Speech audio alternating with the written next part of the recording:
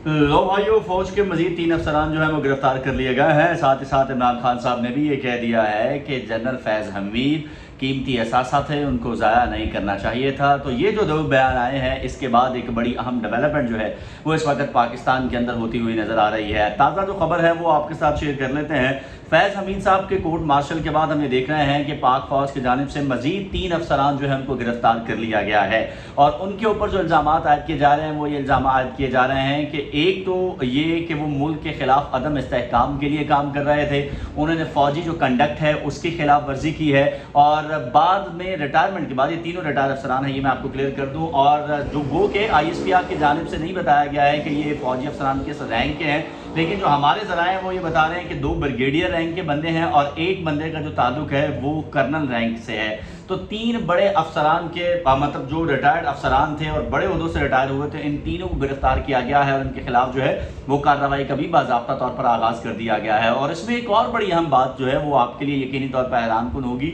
वो ये है जनाब कि इनमें से 3 में से 2 का ताल्लुक जो है वो चकवाल से है।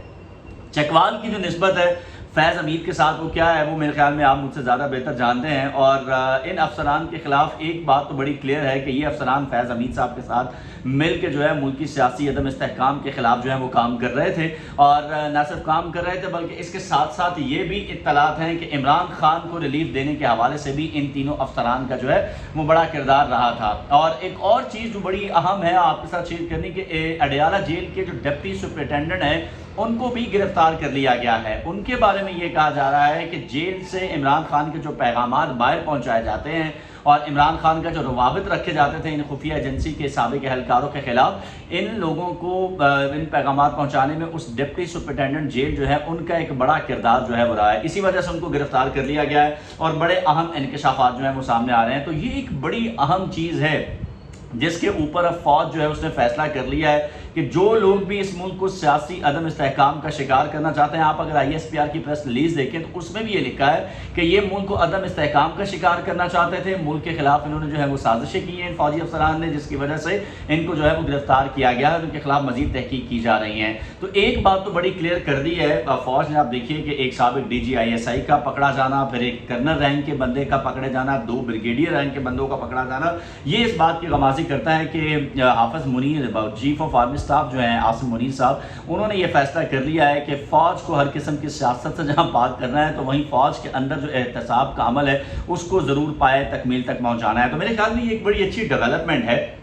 कि पाकिस्तान के अंदर ऐसा हमने पहले नहीं होते हुए देखा, लेकिन अब एक बड़े रैंक के अफसरान को, साबिक अफसरों को पकड़ा जाना ये यकीनी तौर पर इस बात की गवाही करता है कि पाक फौज जो है वो मुल्क के इस्तेहकाम के हवाले से अपना किरदार जो है न सिर्फ अदा कर रही है बल्कि अपने अंदर छुपी जो काली बेड़े हैं उनके अभी एहतसाब कर रही है। ये चीज़ तो बड़ी आम होगी। अच्छा, अब आइए इमरान खान साहब के बयान की तरफ। आज अडयाला जेल के अंदर इमरान साहब जो है उन्होंने 90 मिलियन पाउंड केस के बाद साथियों से जो है वो गुफ्तगू की, वो कि उस केस की समाअत में कुछ नहीं हो सका और वो होना भी नहीं है, लेकिन जो असल चीज़ है वो है खान साहब की गुफ्तगू जो उन्होंने मीडिया के नुमाइंदों से की। अच्छा, उसमें बड़ी दिलचस्प चीज़ जो एक क्रक्स है उनकी गुफ्तगू का, जिसमें उन्होंने कहा कि जनरल फैज़ हमीद जो है वो हमारा असासा थे जिन्हें ज़ाया कर दिया गया। और एक दूसरी बड़ी अहम चीज़ जो उन्होंने कही, उन्होंने कहा कि शहबाज शरीफ और नवाज शरीफ के कहने पर मेरी हुकूमत को ख़त्म किया गया। साबिक आर्मी चीफ जनरल बाजवा जो है एक्सटेंशन लेना चाहते थे, इस एक्सटेंशन के चक्कर में उन्होंने शहबाज और नवाज के कहने पर, यानी कि मौजूदा जो वज़ीर आज़म है शहबाज शरीफ साहब, उनके कहने पर जो है मुझको अपने ओहदे से जो फैज़ हमीद है उनको हटाया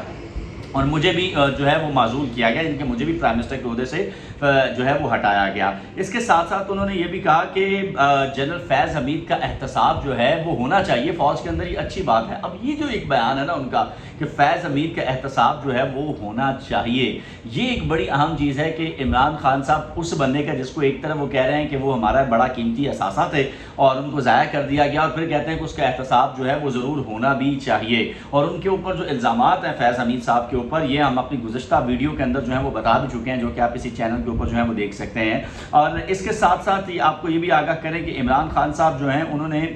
मीडिया से जो गैर रस्मी गुफ्तगू की है उनमें उनकी जानिब से जो है वो ये भी कहा गया, एक सवाल के जवाब में उन्होंने कहा कि ख्वाजा आसिफ जो इस वक्त वज़ीर दिफा हैं उन्होंने भी ये कहा है कि जनरल फैज़ हमीद का 9 मई के साथ बराह रास्त ताल्लुक है, इसलिए मैं चाहता हूँ कि फैज़ हमीद जो है उनको 9 मई के वाक़यात से अगर ताल्लुक है तो इसके हवाले से बाकायदा तहकीकात होनी चाहिए। तो इसमें बज़ाहिर तो ये लग रहा है कि खान साहब जो है वो ये कह रहे हैं कि 9 मई जो है वो फैज़ हमीद साहब ने करवाया और उसकी वाक़े की तहकीकात जो है वो होनी चाहिए। तो इमरान खान साहब उस वक्त जो है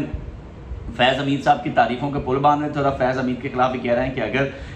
अगर उन्होंने ये किया है तो उसके खिलाफ जो तफ्तीश है वो ज़रूर होनी चाहिए है। तो ये वो तमाम चीज़ें हैं, ये जो मामला जो हैं वो अब हम देखते हैं कि बड़े तेज़ी के साथ जो है वो डेवलप हो रहे हैं, बड़ी तेज़ी के साथ तब्दील हो रहा है। और अब इन तमाम चीज़ों के अंदर एक चीज़ जो है वो खुल के सामने आ गई है कि जो लोगों को ये लग रहा था कि शायद खान साहब की जो है वो रिहाई हो जाएगी और खान साहब जो है वो वापस आएंगे, फैज़ हमीद साहब दोबारा DGI आर्मी चीफ बनेंगे, उनके तो तमाम उम्मीदों में पानी फिर चुका है, क्योंकि फ़ौज जो ये फैसला कर चुकी है ना इमरान खान साहब इतनी जल्दी बाहर आने वाले हैं। फैज़ हमीद का जो हाल है वो आप देख चुके हैं। मजीद 3 अफसरान को भी गिरफ्तार किया गया और इसके साथ साथ और भी गिरफ्तारियां हुई हैं। लगभग 12 गिरफ्तारियां जो हैं वो सुनने में आ रहा है, हमारे ज़राए बता रहे हैं कि बड़ी अहम गिरफ्तारियां हुई, जिनमें से 4 का तो मैं आपको बता चुका हूँ कि 3 जो है 2 ब्रिगेडियर रैंक के बंदे, 1 कर्नल रैंक का बंदा आर्मी के अंदर से गिरफ्तार, ISP ने खुद इसका बताया है। और इसके साथ साथ एक डिप्टी सुपरिटेंडेंट अडयाला जेल, बाकी जो लोग हैं उनको भी गिरफ्तार किया गया और तमाम चीज़ें सामने लाई जा रही हैं। और अब 9 मई के जो लोग हैं जो इस वाक़े में मुलव्वस थे उनके खिलाफ ही फैसला कर लिया गया कि अब किसी भी तौर पर उनको माफ़ी जो है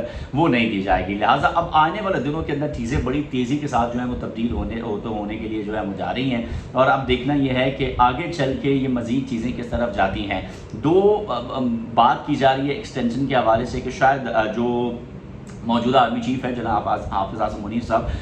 सितंबर के अंदर उनका टेन्योर जो है वो ख़त्म हो रहा है, उनके एक्सटेंशन की हवाले से भी बात की जा रही है। गो कि इस पर हुकूमत जो है वो ना कर चुकी है, लेकिन हुकूमत तो खैर इस पर पहले भी ना करती रही है, लेकिन फिर बाजवा साहब को एक्सटेंशन देते हुए सबने देखा था। खान साहब ना करते रहते, खान साहब को गुजरा ना करते रहते, लेकिन एक दफ़ा उनको एक्सटेंशन जो है उन्हीं के दौर में दे दी गई थी।